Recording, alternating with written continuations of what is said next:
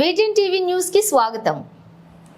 10 ఏళ్ల పాలనలో తెలంగాణ సంపదను దోచుకున్న మాజీ ముఖ్యమంత్రి కేసీఆర్ అబద్ధపు హామీలతో అధికారంలోకి వచ్చిన ముఖ్యమంత్రి ఇద్దరు ఒకే పంతాలలో పాలన సాగిస్తున్నారని బీజేపీ మెదక్ పార్లమెంట్ అభ్యర్థి మాధవనేని రఘునందన్ రావు అన్నారు। మండల పరిధిలోని విఆర్ఆర్ గార్డెన్స్ లో ఏర్పాటు చేసిన బీజేపీ ప్రస్తుత స్థాయి సమావేశంలో ఆయన మాట్లాడుతూ మాజీ మంత్రి హరీష్ రావు మాజీ ఎంపీ కొత్త ప్రభాకర్ రెడ్డికి మెదక్ జిల్లాతో సంబంధం లేదని ఎద్దేవా చేశారు। రైతులకు కష్టం వచ్చిన విషయం అధికారం పోయినాక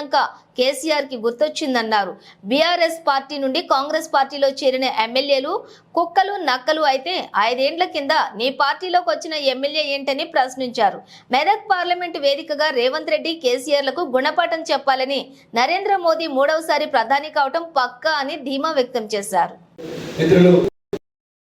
మండల శాఖ అధ్యక్షులు అంబటి శివగౌడ్ గారు,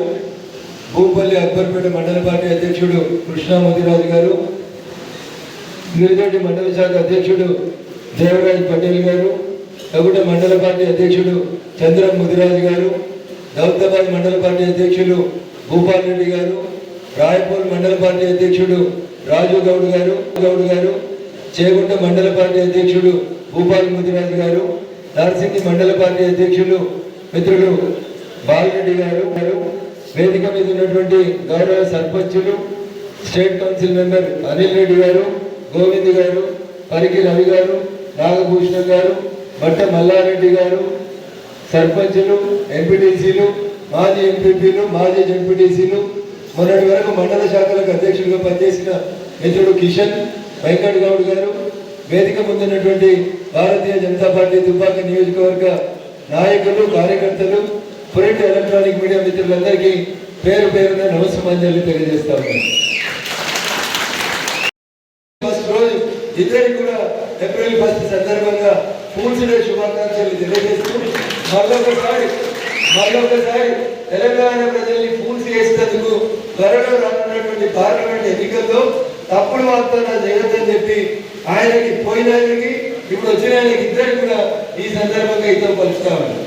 పెద్ద కొడుకు 2000 ఇచ్చిందని వేసిరా మరి ఇంట్లో మనవాడ పెద్ద కొడుకు పోయిండు, చిన్నవాడు 4000 ఇస్తా అన్నాడు, ఈడు వచ్చిండు ఇస్తున్నాడా పెద్దవాడు 2000 అడిపోయింది, చిన్నవాడు 4000 ఇటుపోయింది। అందుకనే చెప్తా ఉన్నారు, మళ్ళీ చాతగానటువంటి హామీలు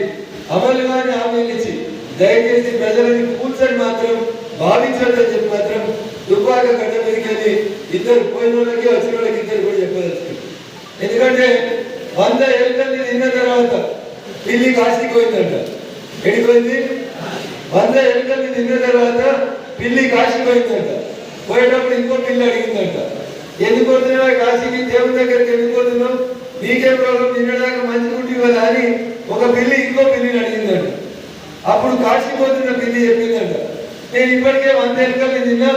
పాపం 100 కుటుంబాలని నాశనం చేసిన, రేపటి మంచి కూర్చోమని ఆ దేవుడిని మంచి బుద్ధి మొక్కేదాన్ని